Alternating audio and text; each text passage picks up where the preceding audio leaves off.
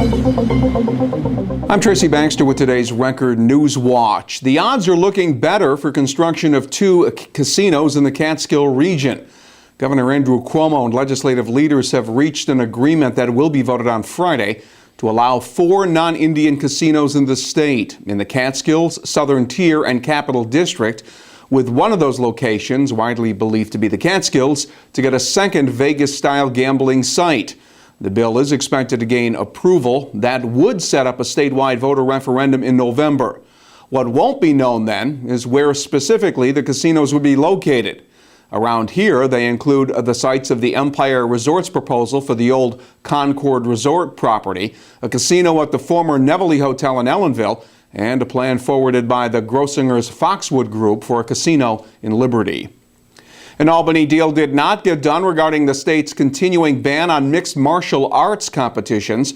Democratic-controlled Assembly failed to muster the support needed to bring the issue of lifting the ban to the floor for a vote. Measure to remove the ban on MAA competitions in New York State passed 4 years in a row in the Senate, only to be derailed in the Assembly. Supporters say the matches would give the state an economic boost. Opponents raise concerns about the violence associated with the sport.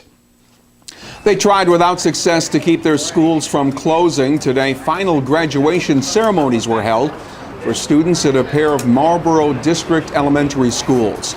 Both the Milton and Middle Hope schools are closing permanently this month, victims of a district financial squeeze earlier this year over the protests of parents, students, and staffers. The Marlboro School Board voted to close Milton and Middle Hope and merge those students into Marlboro Elementary, the only remaining district elementary school. Administration officials say the closings will save the district at least $5 million. 7 area elementary schools are closing this month due to school district financial issues. Reporter Pauline Liu will have more on today's emotional ceremonies at Milton and Middle Hope here at Record Online and in tomorrow's Times-Herald Record. Revised school budgets got a thumbs up in the Valley Central and Cornwall school districts yesterday, as voters turned out to approve budget plans on the second try. Valley Central voters passed a scaled-down spending plan by more than 800 votes. The margin of victory was more than 1,200 in Cornwall, where the original budget was defeated by a mere 2 votes last month. Budget defeats would have meant even more painful program cuts in each district. Major cleanup operations needed at the community cemetery of Monroe, where a large section of a tree came tumbling down onto mausoleums and grave sites Tuesday evening. Ground saturated from all the recent rains may have been the cause. An official assessment will be made of any significant damage done to the mausoleum and nearby grave markers at the historic cemetery located off Route 17M in the town of Monroe. Landmark Cemetery is the final resting place for many local veterans from the Revolutionary War to the Vietnam War. The repainting of the north span of the Newburgh-Beacon Bridge resumed today, and the workers will be equipped with personal alarm systems. This in the wake of a pair of worker accidents on the span in the past couple of weeks. Workers are also being retrained in safety procedures following unrelated incidents May 21st and June 6th. 2 workers were briefly suspended in their safety harnesses. During the first mishap, another worker was found suspended from his harness inside a safety containment bubble underneath the span. The $23 million bridge repainting project had been suspended following the second incident. OSHA's conducting investigations of both incidents.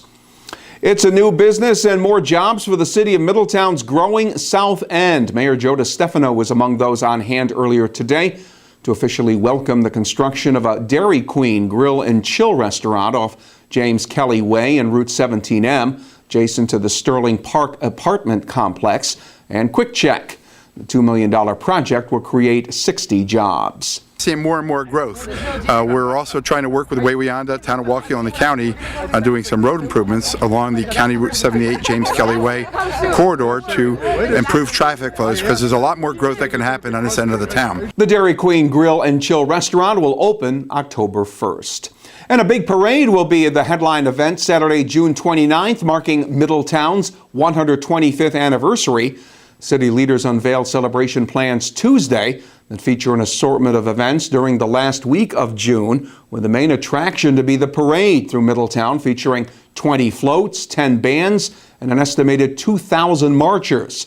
Officials say it represents an opportunity for those who make up Middletown's diverse ethnic population to come together.